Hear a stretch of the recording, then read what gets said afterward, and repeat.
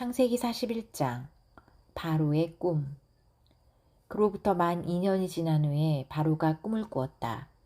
그가 나일 강가에 서서 보니 건강하고 살찐 암소 7마리가 강에서 올라와 풀을 뜯어먹고 있었다. 그 뒤에 흉측하고 뼈만 앙상하게 남은 다른 7마리의 암소가 강에서 올라와 먼저 나온 소들과 함께 강변에 섰는데 그 흉측하고 깡마른 소들이 건강하고 살찐 소들을 먹어버렸다. 그러고서 바로는 꿈에서 깨어났다.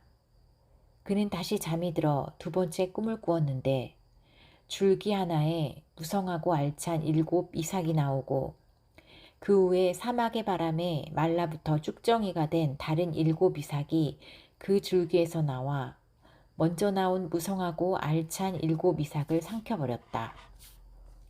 그러고서 바로가 깨어보니 그것이 꿈이었다.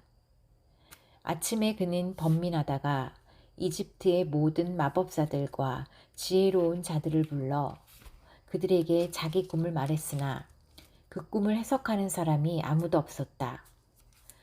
그러자 술 따르는 신하가 바로에게 말하였다. 내가 오늘 비로소 내 잘못을 기억합니다. 폐하께서 빵 굽는 신하와 나에게 노하셔서 우리를 경호대장의 집에 가두셨을 때 우리가 같은 날 밤에 서로 다른 꿈을 꾸게 되었는데 그곳에 경호대장의 종으로 있던 히브리 청년이 우리와 함께 있었습니다. 그래서 우리가 그에게 우리 꿈 이야기를 했더니 그가 우리 꿈을 각각 해석해 주었습니다.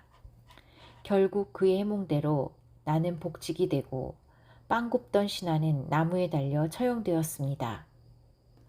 바로가 요셉을 데려오라고 사람을 보내자 그들이 급히 그를 감옥에서 데려왔다. 요셉은 곧 수염을 깎고 옷을 갈아 입은 다음 바로 앞에 나왔다. 이때 바로가 요셉에게 내가 꿈을 꾸었는데 그것을 해석해 줄 사람이 아무도 없다. 그러나 나는 내가 꿈을 잘 해석한다는 말을 들었다 하고 말하였다.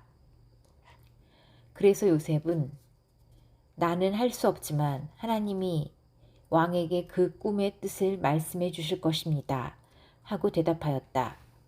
그러자 바로가 요셉에게 말하였다.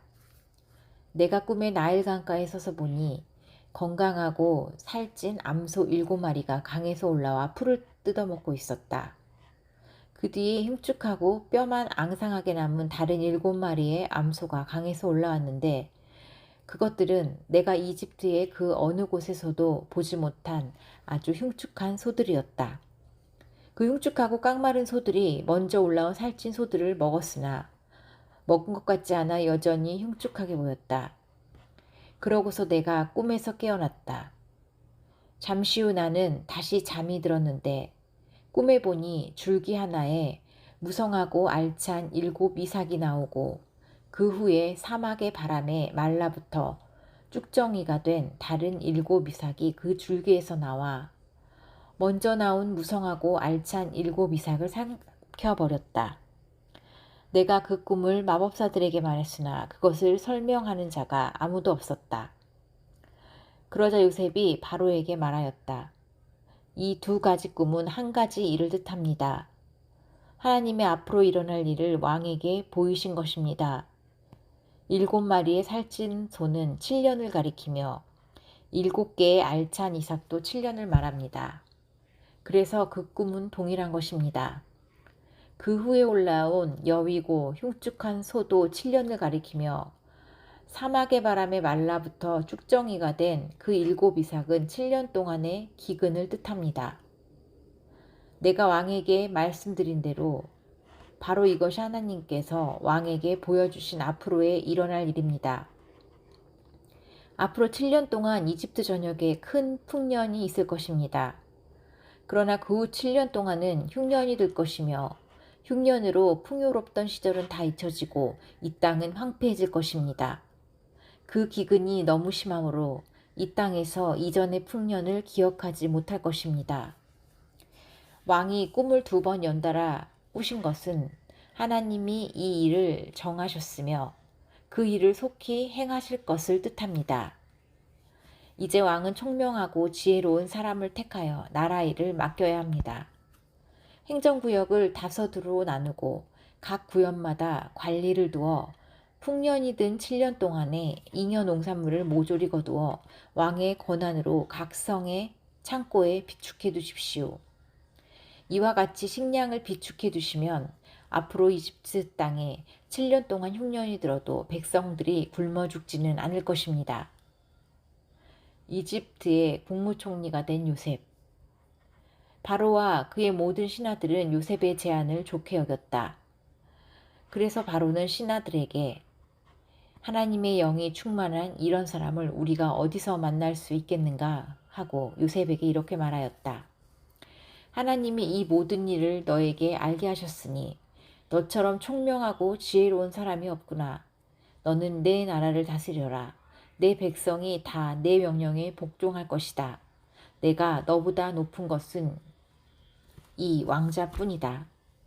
그러고서 바로는 요셉에게 내가 너를 이집트 전국을 다스릴 총리로 임명한다 하며 자기 인장만지를 빼어 요셉의 손가락에 끼워주고 그에게 고운 모시옷을 입히며 금사슬을 그의 목에 걸어주었다.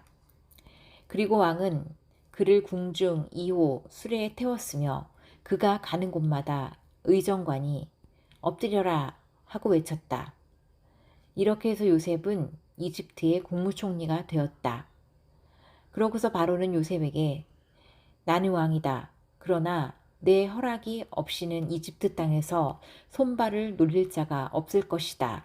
하고 그에게 사브낫 바네아라는 이집트 이름을 붙여주고 또 헬리오폴리스의 제사장인 보디베라의 딸 아스낫을 그에게 아내로 주었다. 요셉이 이집트 왕 바로를 섬기기 시작했을 때는 그의 나이 30세였으며 그때부터 그는 이집트 전역을 순회하였다. 7년 동안의 풍년으로 그 땅에는 농산물이 엄청나게 많았다. 그래서 요셉은 7년 동안 그 모든 곡식을 거두어 각 성에 비축했는데 각 성의 주변 밭에서 난 곡식은 그 성에 저장하도록 하였다. 이와 같이 요셉이 거두어 저장한 곡식이 바다의 모래처럼 많아 비축량을 계산할 수가 없었다.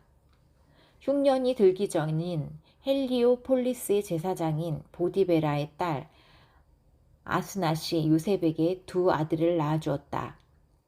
요셉은 장남의 이름을 므낫세라 짓고 하나님께서 나의 모든 고난과 내 아버지의 집안 식구들을 잊어버리게 하셨다 하였으며 또 둘째 아들의 이름은 에브라임이라 짓고 내가 고생하는 땅에서 하나님이 나에게 자식을 주셨다 하였다. 이집트 땅에 7년 동안의 흉년이 끝나고 요셉의 말대로 7년 흉년이 시작되었다. 이때 다른 나라에는 기근이 들어 굶주렸으나 이집트 전역에는 식량이 있었다.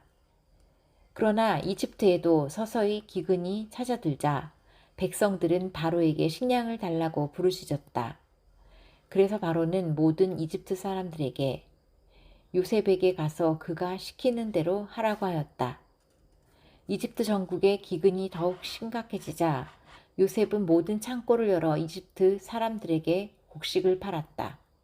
그리고 기근이 온 세상을 휩쓸고 있었으므로 다른 나라 사람들도 요셉에게 곡식을 사려고 이집트로 몰려들었다.